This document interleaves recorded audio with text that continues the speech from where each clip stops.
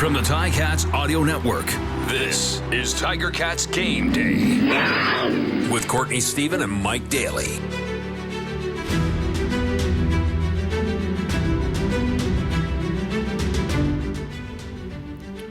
Welcome back to the first 2023 edition of Tiger Cats Game Day on the Ticats Audio Network. Of course, if you listened to us before, you know me. I'm your man, Courtney Stephen, and joined, as always, I'm honored to be here with the Mike Daly. And Mike, it's been a long off season, but we're finally here, man. Finally here, 2023, man. I missed everybody. I missed everyone getting the best show out there for your Ticats Game Day. It's good to be back, Court. Good to see you. Good to start talking about some Ticats football, man, because this is an exciting year.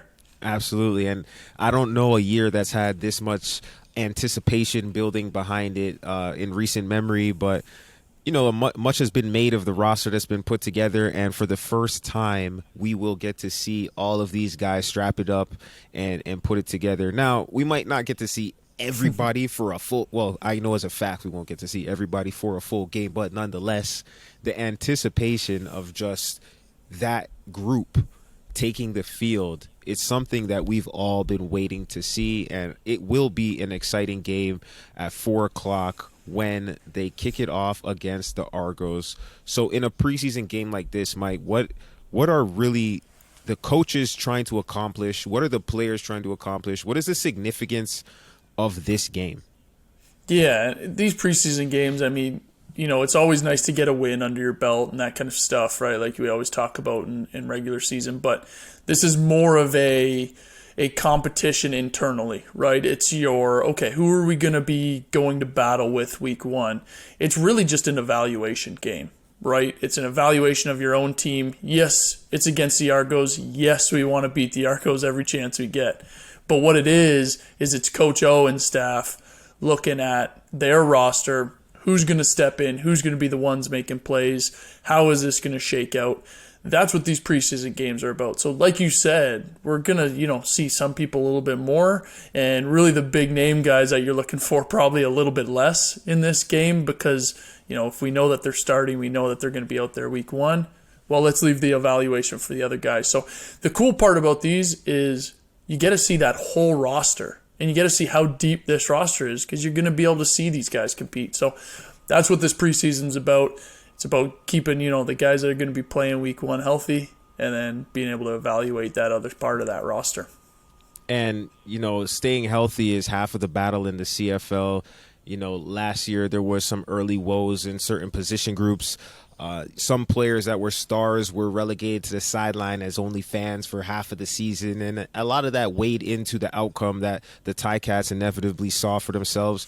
So getting out of this game ready for the ones that count towards the win-loss column for real would be one of the main objectives. I know Coach O in a recent interview on Ticats Today, he did mention that, you want to test guys out and you want to see what they have for you this season, but not to the point of being reckless. So with that kind of comment, I'm not expecting to see both throw for 300. I'm not expecting to see Tim White go for 3 touchdowns or anything like that.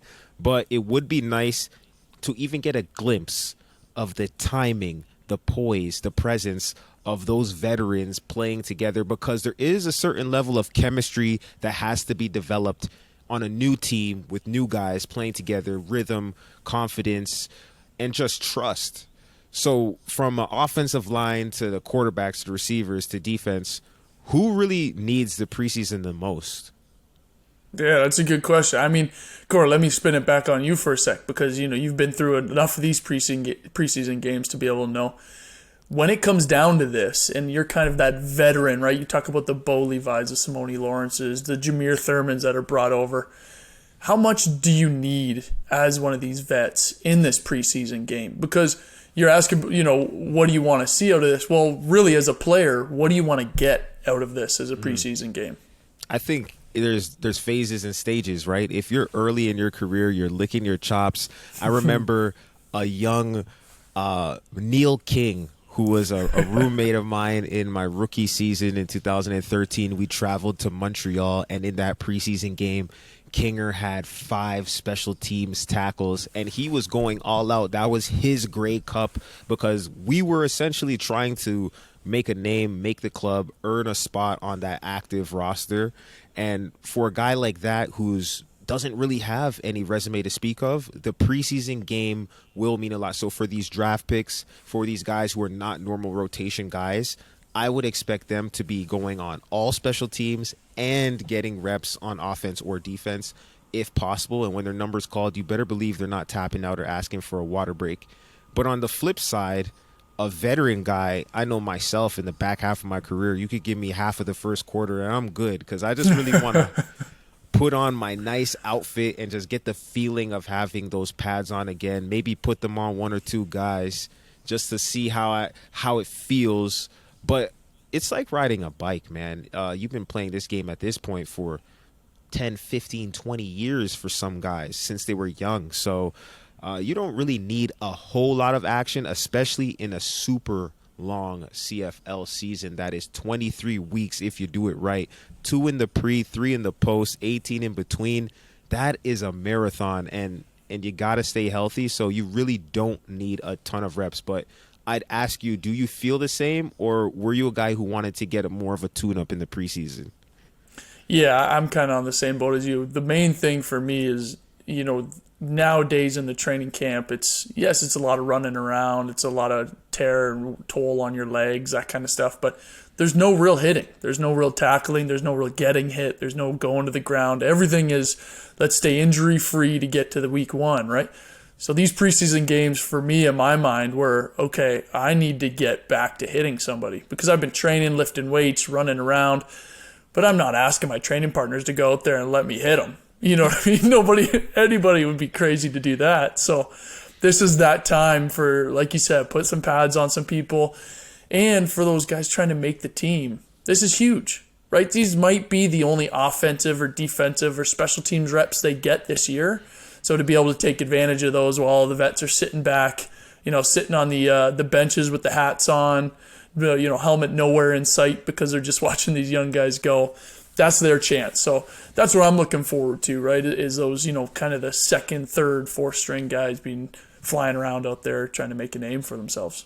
Yes, and Ticats fans, if you have not got your tickets to come out to Tim Hortons Field and watch the action live, as always, we've got your back on the Ticats audio network. But for the first time ever, the CFL will be broadcasting the non-televised games, as this one is, online at CFL Preseason Live. That's www.cfl.ca/preseason live, and you can stream the game online. All you have to do is sign up with your email, create a password, and log into that thing, and you can watch your boys in black and gold tear up some double blue on a Saturday afternoon. And this is something I actually think is great for the league, because internationally, folks, all year long, no matter where you are outside of Canada, you're going to be able to tune in and watch CFL with a lot of global guys, with a lot of American guys. It's going to be great for their families to be able to tune in and watch some CFL football. So that's a big plus. Mm-hmm. Yeah, to grow the game, right? And I already did it for the first preseason game with Edmonton there. I was looking around. I was like, I know it's on. I got to find it. Couldn't find it on TV. Logged on to CFL.ca. Got on there, watched the game. Yeah, it's great, right? It's a great way to grow the game, especially with some of those new leagues popping up down south. It's a great way to keep the CFL top of mind, right? Got to. And for our second game on Friday, June 2nd, that will also be on CFL Preseason Live. But when the folks tune in tomorrow, or when the folks tune in today, not next week, not any other time, when they come out this afternoon, or they listen in, or they tune in, what should they be looking for? There's going to be some new faces, some old faces, but a lot of guys, this may actually be their last time wearing a helmet and shoulder pads, because, you make it to the pros and you're really trying to keep that dream alive. Some of these guys are going to lay it all on the line for the last time. You talked about hitting in practice. It reminds me of an old friend, Jamal Roll, who never took a day off. He recently retired, and there's some vacancies in that back end for the secondary. I'm looking at the competitions around training camp and whatnot, whether it be the DB competition, the receiver room, the new running backs, what are you looking at in this game? Where will your ISO cam be during the action? You know what? So, Court, great point, right? You bring up Jamal Roll. That boundary corner spot that Jamal had played and that Delvin Breaux had played before is such a key and vital spot on the CFL defense, on every single defense that you can come across, because that's the spot that you're going to get those ISO routes. That's the spot that the other team's main receiver is going to show up at. And so what I'm interested to see is that competition, right? Who's going to win that competition for that boundary corner spot? Who's going to be able to take that over and really be able to be that guy that Mark Washington relies on to lock down that main receiver, right? Jamal Roll before, Delvin Breaux, all huge players being able to help out that Ticat defense, and that's really what makes it go. Because if we're going to go, a little bit deep into football here, when they move all those receivers over to the field side, make 4 receivers over on the field side and put 1 back on that boundary side, well, that corner is out there alone, a lot of space around there. It is a very lonely place to be, so it'll be interesting to see who wins that battle. But what are you looking forward to in this game? What do you want to see? Well, I'm right there with you, along with a couple of other things. Kenneth George Jr. is getting the start at that boundary corner position, and he is a CFL rookie, a guy out of a small school, Prairie View A&M. So he's going to have a chip on his shoulder and just ready to compete, and that's what you want to see in the boundary. A guy who maybe has a little bit to prove, because you're going to go up against the opponent's best receiver every play of the game, and those are huge shoes to fill. Not only Jamal Rolls, but the Bro Show, people still talk about him, and he's been out of black and gold for a long time. And, right. and he's going to be going head-to-head with Will Sunderland, and he's a big corner. That's a big guy, 6'2". He's got long, rangy, and he's making plays in practice right now. He's got some ball skills, but he's physical as well, and he can move, and that's what you want to see. So with the vacancies that were created by, Cariel Brooks and Jamal Roll leaving that boundary, there was a lot of question marks entering the offseason. They bring in some new blood on some free agencies, and then they also bring in some of these rookies who weren't even in the CFL. And I think there's going to be an interesting battle going on there, but you also know you got to have depth. And then you go over to the field side, and the returner, Lawrence Woods III, seeing him get some actual DB action as opposed to just being the specialist that he's made a name for himself as. I think that will be an interesting thing to watch, knowing that as a defensive player, he can make plays, not just as a special teamer. That's another dimension for you right there, because then you're carrying the same amount of people on your roster with more flexibility, and that's something that Mark Washington has got to love from those guys. Yeah, absolutely. To be able to see Lawrence Woods take that next step and not just be that dynamic returner that he was, and be able to get out there as a corner, you're right. It just opens up that roster flexibility, which then you can bring in whatever you need for that game, right? If you're down a little bit, if the receivers are a little bit banged up, well, you can add in that extra receiver instead of addressing just that single returner to do one thing. So it'll be interesting to see how Lawrence Woods picks that up with Richard Leonard out there being able to help him, being that veteran. That'll be a good thing for him. One thing that I'm very interested in seeing in court, I want to get your take on this. If you line up against a receiver that is 6'6", in Justin McGriff, who's now starting out at that X spot, so that boundary side receiver where I said they put that best receiver to win the 50-50 balls. We saw that last year with Stephen Dunbar. You line up out there, and there is a 6'6" receiver across from you. What's going on in your head? I better grow? I don't know how fast I could get that done in that 20-second play clock, but the defenses are going to be challenged because he's not just a branch. He could get out there and move as well. So they're definitely going to create plays in this playbook that suit that skill set, things that are going to leave the ball hanging up in the air for him to go and get it and play to those advantages, because you're not going to usually see corners who are much taller than 6'1", and there's going to be a natural advantage there. So, Tommy Condell, he likes to get the ball spread to all of his weapons, and across the board, you've got big Justin McGriff right next to speedy Tim White, and then on the opposite side you got the emerging Keandre Smith, who's a fiery playmaker, who's got his explosive potential there anytime he touches the ball, and I think he's really on the verge of coming into his own. Huge play, Duke Williams in the slot, which is going to cause massive problems for field halves if that's where he ends up playing. But I know that these receivers will shuffle around, and this alignment is just where they're going to begin on the depth chart. But you can expect to see Duke in a number of positions because of the versatility he brings as a taller, bigger, physical, also good at getting those deep balls and those contested 50-50 balls. And then you got Richie Sindani playing in that 3 spot there, where Luke Tasker used to make his money. And I think really he's a sure-handed guy coming from Calgary. He's going to have a little bit of chemistry with Bo already out of the gate. So there's weapons everywhere. And the thing is, when you have a guy like McGriff who's going to draw attention, or you have a guy like Tim White who's going to take the top off, having other folks who are reliable is the key to sustaining an offense. This Ticats offense last year, one of their Achilles heel was, getting the ball in the end zone when they were in striking range instead of settling for a lot of field goals, and then also converting second downs and extending drives. They put up a lot of yards. They had a lot of big plays, but it was the consistent driving of the ball and then finishing. And I think when you have the combination of a lot of reliable guys, mostly veterans in this receiving core, which is a big change from years past, and then you have some home run hitters too, I think that's a great formula to actually flip that script completely and see a lot better conversion rate on second down and a lot more threats in the red zone.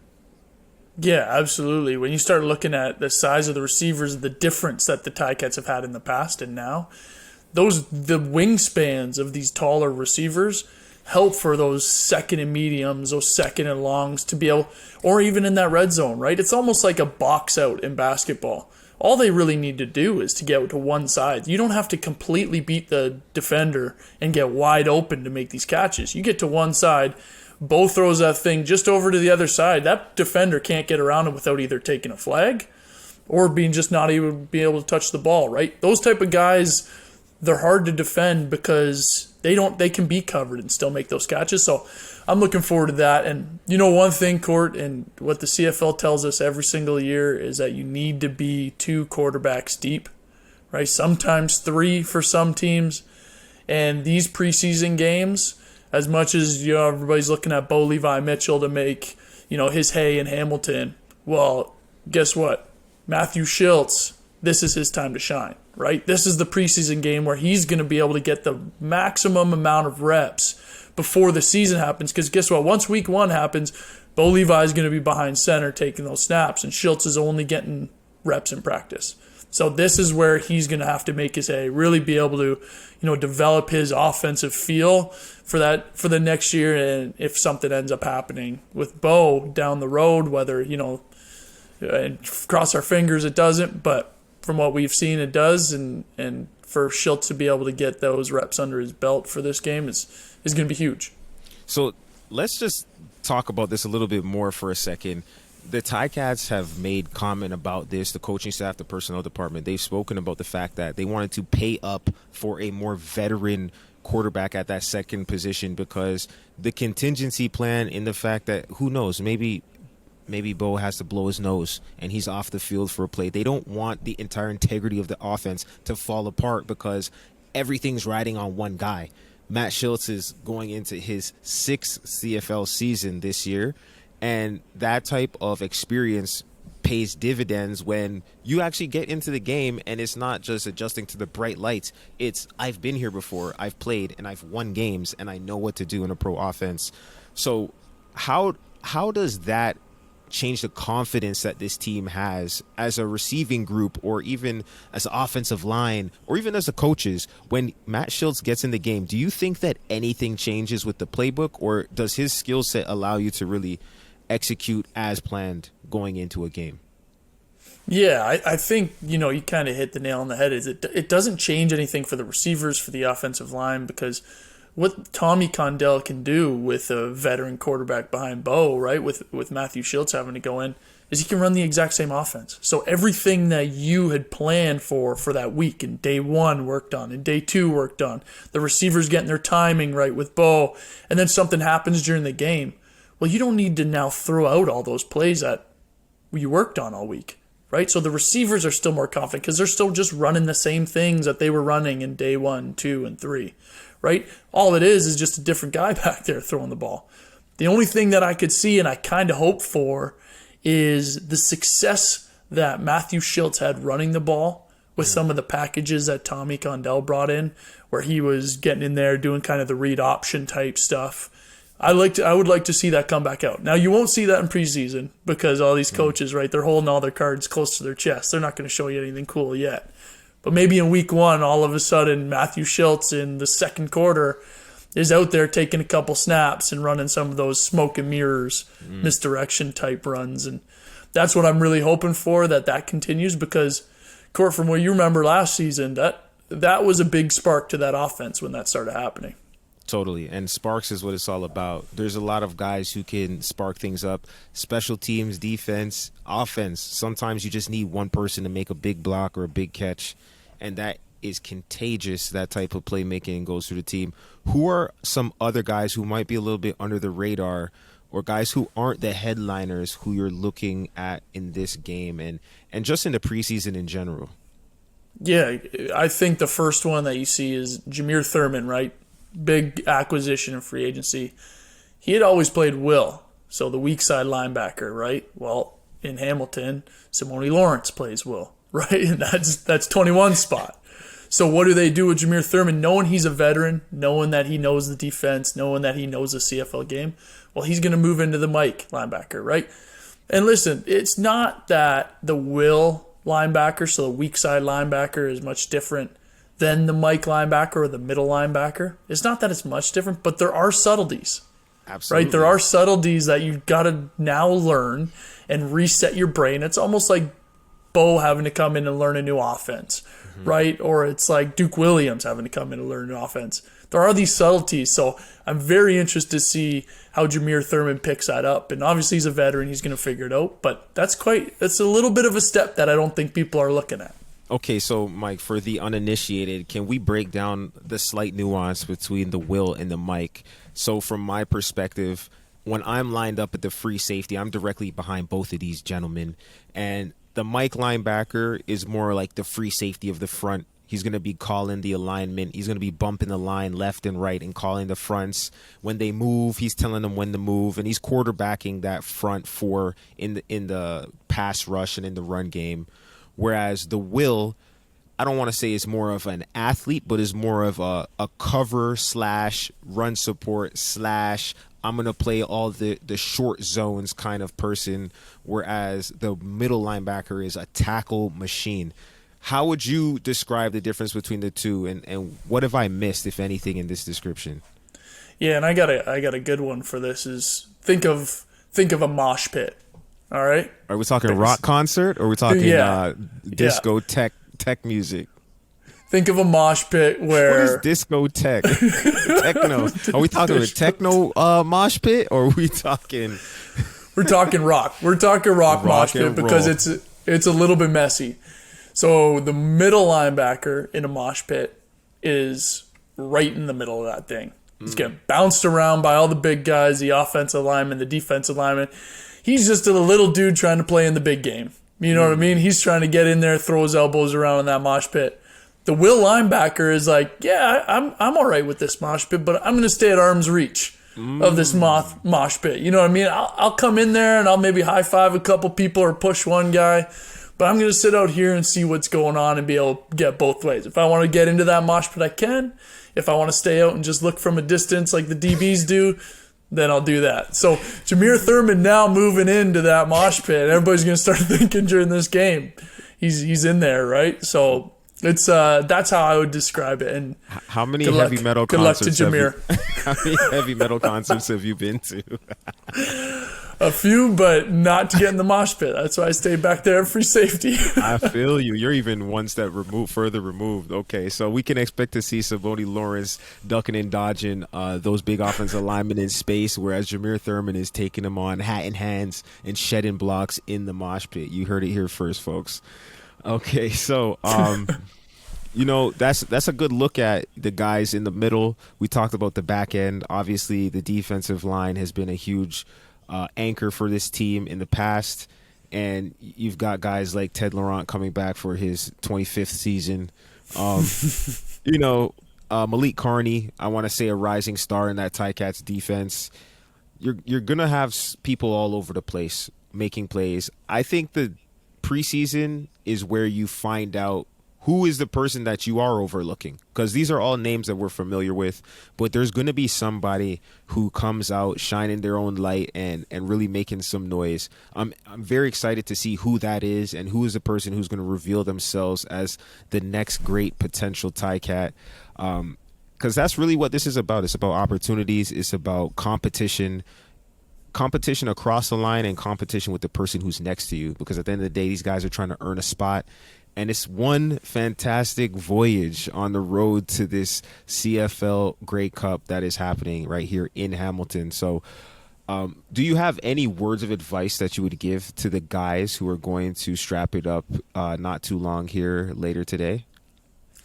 Yeah, really, this is your resume builder. You hear it all the time with the players, right? Or in the coaching room, we call these games a resume builder. So you had mentioned that, okay, maybe it might be somebody's last time strapping up the pads. Well, what this is it's trying out for the Hamilton Tiger Cats this game, yes.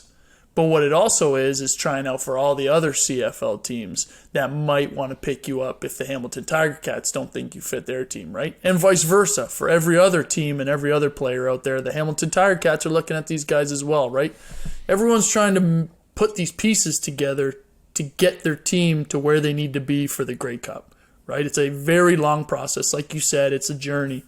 So really what this is just make sure that when these guys are out there strapping it up, that they're playing hard to every whistle, that they're putting their best out there and, really trying to make the team and make a name for themselves. The one thing that actually stood out to me, trying to make the team, trying to make a name for yourself, and not saying this guy's at risk of getting cut because he was a great special teams player, but one thing I want to draw attention to is Bailey Feltmate. So if we remember Bailey Feltmate, he was a linebacker last season. Well, he's now playing fullback, right? So what they're trying to do right now is Felix is in there playing fullback. He's going to come out there as that starting fullback, right? But what Bailey's doing is, and I'm sure it was a conversation with Coach O saying, hey, Bailey, we need some help at fullback.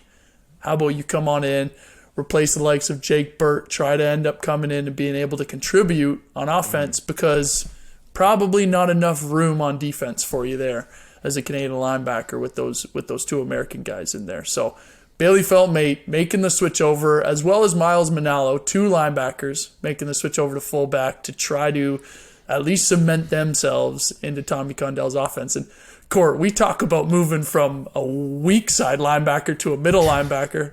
Try switching sides of the ball in professional football.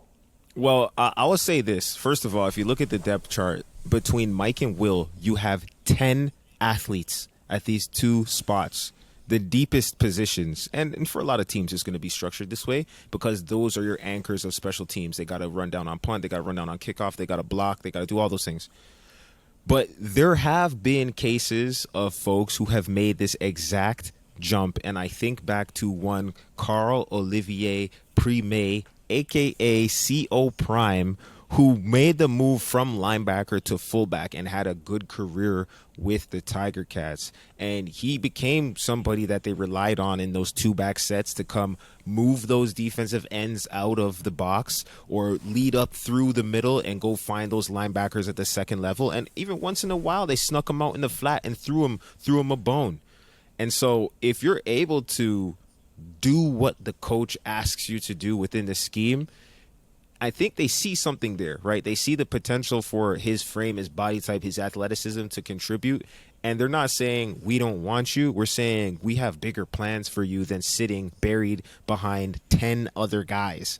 And so I take it as a compliment. And I think, just knowing him myself, he's the type of guy who took that with a smile, because what you're telling me is I got an opportunity to try and get on the field and play football more. I'm going to take it. Every single time I will take it. Yeah, absolutely. And let's be honest too, the skill set of a linebacker and a fullback are pretty similar, right? Get in there. Hey, if we want to use that mosh pit reference again, they're both right in there. So I think, yeah, exactly, body movers. So I think that was an interesting thing to me. But you're absolutely right. Bailey would have been one of those guys with a smile on his face saying, "Yeah, let's do it. I'm all in." And let's do it. We will. 4 p.m. Eastern at the Donut Box, Tim Hortons Field. The Hamilton Tiger Cats are going to kick it off against the boys in blue, the Toronto Argonauts, for the first preseason game of this 2023 Hamilton Tiger Cat season. If you're not going to be there, of course, catch us on the Ticats audio network. That's ticats.ca. Or if you want to tune in to the brand new CFL preseason live, you can do that at cfl.ca/preseason live. Whatever you do, don't miss this game and don't miss us all season. Tiger Cats Game Day will be here every morning to make sure you know exactly what to look for when you turn on that Ticats football. So for Mike Daly, this is Courtney Stephen. We will see you when we see you. It's game day and you're ready. So are we. Let us know your thoughts. Email us at gameday@ticats.ca. Courtney Stephen and Mike Daly are here every game day with their insights into today's game. Subscribe to the Ticats Audio Network on Spotify or wherever you get your podcasts.